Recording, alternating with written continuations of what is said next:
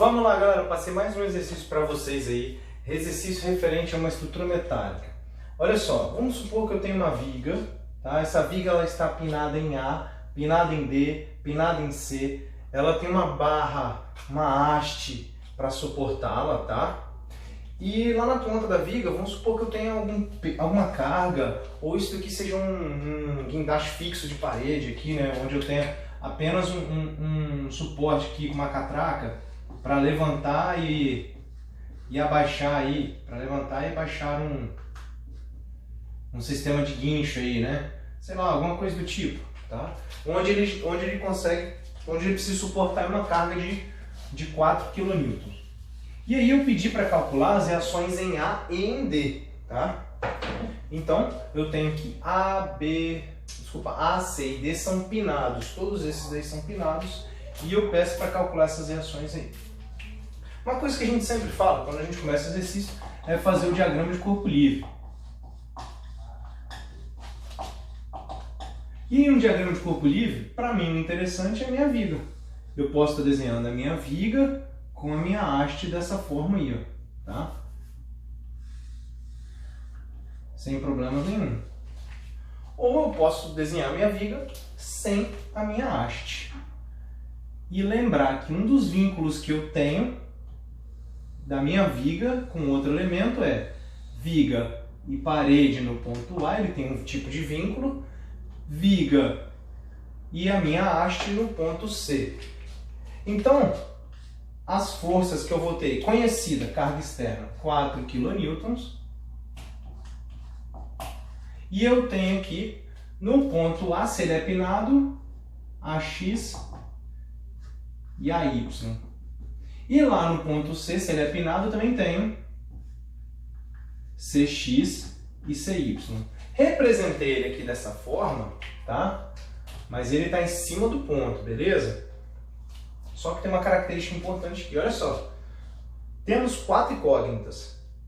E temos apenas minhas condições de equilíbrio, se é 2D, né? Se eu estou trabalhando num plano, X e Y, somatório de força em X, somatório de força em Y e somatório de momento em Z. Eu tenho 3 equações e 4 incógnitas. Eu não resolvo o problema, mas tem uma característica importante aqui, esse elemento DC. Tá?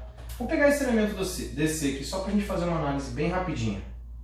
Quando eu olho esse elemento DC, ele é pinado apenas nos extremos. Vamos considerar o peso desse elemento, tá? Se ele é pinado apenas nos extremos, eu tenho forças em X e em Y, em X e em Y. Vamos supor que eu teria força apenas em X. Dessa forma aqui, ó. Se fosse forças atuantes nele apenas dessa forma, o sistema está em equilíbrio? Se eu fizer a somatória de forças em X, diferente de zero. Se eu fizer a somatória de forças em Y, diferentes de zero. Meu sistema não está em equilíbrio. Ah, então peraí. Se eu cortar ele assim e fizer assim, ó. Opa, vamos supor que seja 10 e aqui 10. 10 newton e 10 newtons. Somatória de forças em X. Ah, agora sim, igual a zero. Somatória de forças em Y, agora sim. Só que falta uma equação aqui ainda, condição de equilíbrio, somatória de momento. Se eu pegar qualquer ponto, vamos supor que eu pegue esse ponto aqui, ponto D. Somatória de momento nesse ponto é igual a zero? Esse 10 não gera momento aqui, nem esse 10 gera momento aqui. Quer dizer, esse 10 não gera momento em D, mas esse 10 gera. Ele faz com que essa minha barra, ela fique dessa forma, ó. Ela gira. Então, do jeito que ela está aqui, isso daqui é um binário. Duas forças que se anulam, porém não geram momento. Minha barra estaria girando.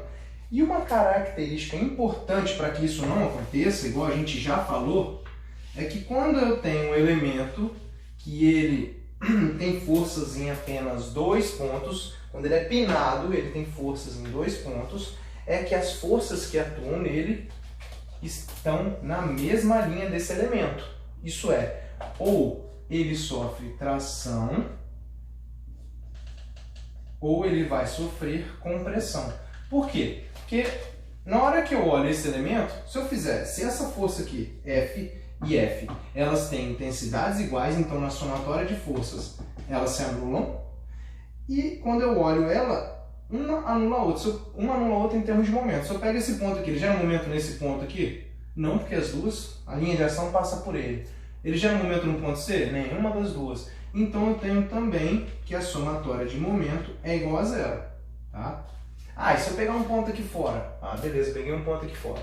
Um ponto F qualquer. Tá? F que já tem, né? Um ponto J qualquer aí. Ah, mas eu tenho a distância aqui, ó, perpendicular à linha de ação das duas, R. F vezes R positivo, F vezes R negativo. A somatória de momento no ponto J seria F vezes R, esse gira no sinal no sentido positivo, e F vezes R, ó, princípio de transmissibilidade, aplico ele aqui, ó, menos F vezes R, que é igual a zero do mesmo jeito, meu sistema está em equilíbrio.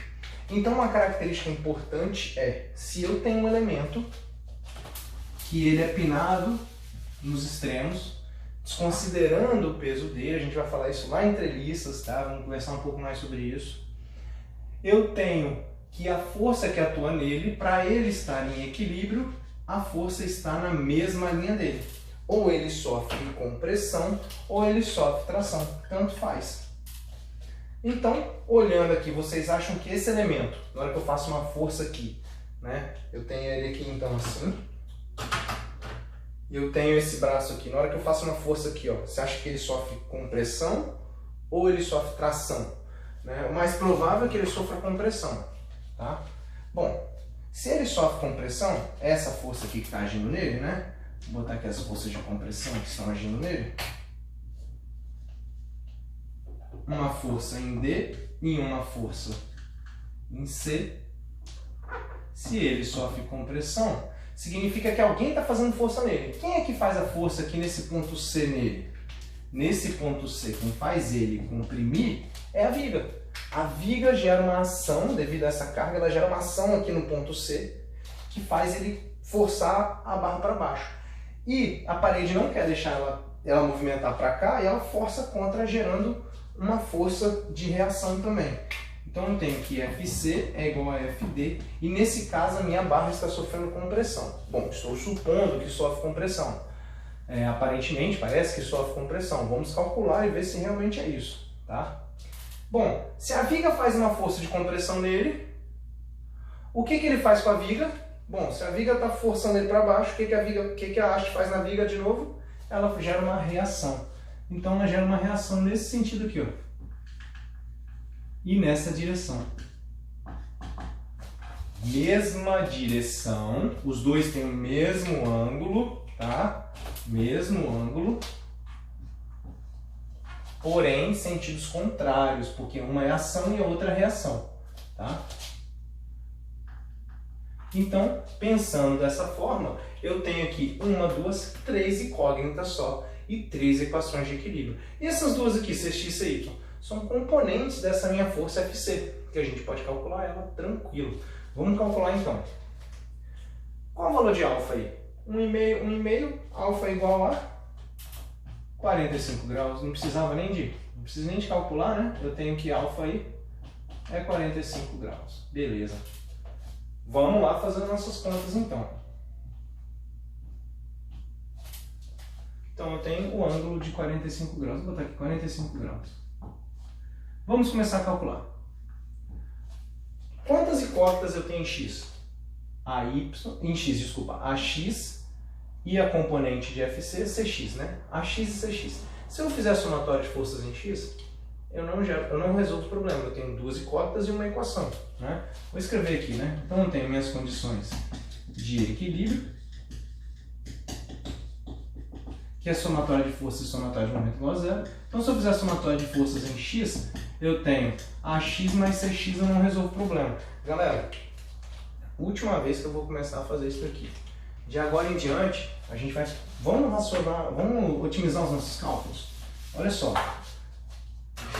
Duas incógnitas em x, eu só tenho uma equação em x, eu não resolvo o problema. Duas incógnitas em y, eu só tenho uma equação em y, eu não resolvo o problema. Então vamos para outra equação, somatória de momento. Escolher um ponto para fazer esse meu cálculo de momento. Qual ponto seria interessante a gente calcular aí? Olha, é legal a gente pegar um ponto que elimina o máximo de incógnitas possíveis. Isso é, o ponto A, se eu pegar o ponto A, nem essa força gera momento no ponto A, então eu tenho só o FC gerando, beleza. Eu acho FC. Se eu escolher o ponto C, nem essas forças aqui não geram momento no FC, então eu acho essa componente AY. Tá? E se eu escolher esse ponto aqui, o ponto B, para fazer somatório de momento? Ah, o 4 não gera, mas esses dois aqui geram. Aí, pô, deu no mesmo. O ideal é escolher um ponto que elimine o máximo de incógnitas possíveis. Vou fazer somatório de momento no ponto A, condição de equilíbrio, que minha viga não está girando no ponto A. Lógico, nem no ponto C, nem no ponto B. O pino permite ela girar? Permite, mas a minha viga está parada porque o conjunto dos elementos aqui não deixa ela girar. Tá? Então vamos lá. Quem é que gera momento no ponto A? AX e AY não geram. CX gera momento no ponto A? Apesar dele estar aqui, né? O certo ele está representado aqui no ponto C. O exercício fala para a gente desprezar a espessura da viga também, né? Então quer dizer, princípio de transmissibilidade, a linha de ação do ponto da força CX passa pelo ponto A. Isso é, força em X distância Y, como eu não tenho distância Y, CX não gera momento, apenas CY. CY, positivo ou negativo, ó, fixa o ponto A, que eu estou analisando o ponto A, CY gera momento positivo, então eu tenho CY vezes a distância de 1,5. Mais ou menos, vamos ver o outro aqui.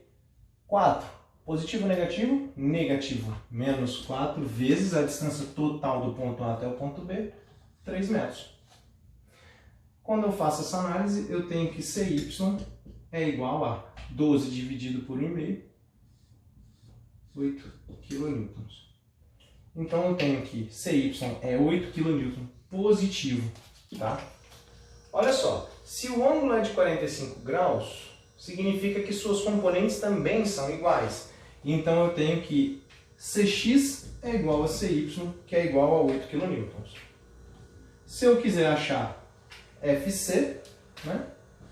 FC, eu posso trabalhar com cosseno de 45 igual a CY sobre FC. Eu vou ter que FC é igual a aproximadamente 11,31 kN. Tá?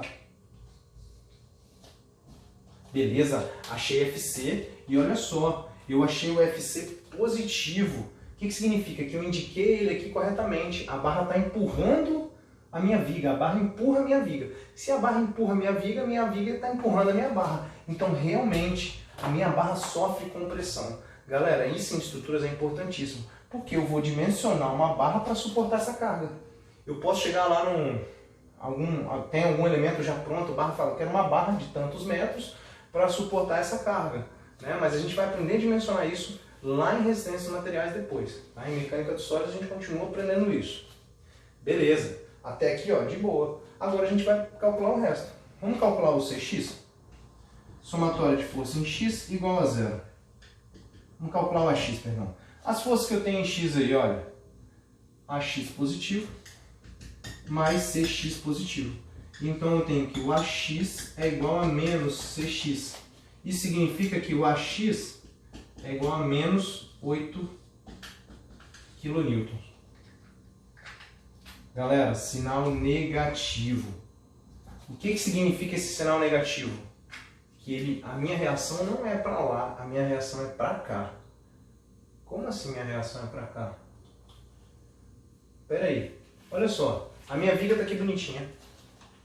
E quando ele faz um esforço aqui, ela puxa para baixo. Só que esse elemento, ele tanto empurra ela para lá quanto para cima, por conta da disposição dele. Faz um exercício depois, muda esse elemento, muda o elemento CD, coloca ele assim agora e põe a mesma carga aqui. Depois a gente pode tentar fazer. Você vai ver que é diferente a reação. Então olha só, ele faz uma força para cá. Essa força tanto puxa ele para lá quanto para cima. Tá? Quando ele puxa para lá, a parede não quer deixar ele ir. É como se ele fizesse isso. Ó. A parede não deixa, então a parede puxa. Isso significa que essa reação ela deveria estar para cá. Mas galera, não está errado. Vocês estavam supondo que ele era para lá e viram que realmente não era. Não tem problema nenhum. Vou só colocar um asterisco aqui, ó. Vou botar aqui que está no sentido contrário ao indicado. Mas, galera, resolveu isso aqui, tá ótimo já. Já está entendido que fez o cálculo certo. Não tem problema nenhum. Tá? Vamos achar o AY agora. somatória de forças em y igual a zero. As forças que eu tenho em y, AY mais CY menos 4. Isso quer dizer que a y é igual a, passa para o outro lado, 4 vai positivo e o cy vai negativo. Só que qual é o valor de cy? 8. Então é 4 positivo menos cy, menos 8. Peraí, meu AY também deu negativo? Isso significa que ele também está no sentido contrário? Sim. Vamos analisar aqui o que acontece com a estrutura. Quando ele faz, é como se a gente tivesse uma balança. Vamos pegar aqui um caderno aqui. É como se minha viga fosse uma balança ali, ó. Ela estivesse equilibrando, essa haste aqui tivesse exatamente, a haste CD tivesse assim. Se eu faço uma força de 4 aqui, a minha viga tende a girar. É como se minha viga fizesse isso daqui, ó. Minha viga fizesse isso, ó. Ela tanto tenta sair da parede na direção contrária à parede, como tenta subir também. Por isso que ela, ao tentar subir, a minha parede segura de volta e não está representada dessa forma. As reações, tá, de forma correta a serem representadas, elas ficariam mais ou menos assim, ó. Só para a gente entender o que acontece com a estrutura naquela viga ali. Eu tenho uma força de 4 kN. Eu tenho uma força aqui, que é a CY. Eu tenho uma força CX, vou botar o valor de CX aqui, de 8 kN. E aqui o AX tem que ser o contrário, né? Então eu deveria ter uma força de 8 kN. E eu tenho a Y, igual eu falei para vocês, que estaria para baixo. Tá? Vou botar aqui o AX. E aqui o AY, que é igual a 4. Olha que interessante. AY menos 4 tem que ter alguém aqui segurando. Qual o valor de menos 4? 8. Tem que ter alguém aqui fazendo uma força de quanto? 8. Que foi quanto a gente calculou. Galera, tá aí, matematicamente, fisicamente, mostra tudo. E é isso que acontece realmente. Minha viga é como se ela fizesse isso. Olha só, terminou o exercício aqui, tá? Ótimo. Não precisa de fazer isso, não precisa de escrever isso. Estou apenas mostrando para vocês entenderem o que acontece, tá? Entenderam? Dúvidas? Qualquer coisa, manda aí que a gente vai tentar responder. Obrigadão, valeu!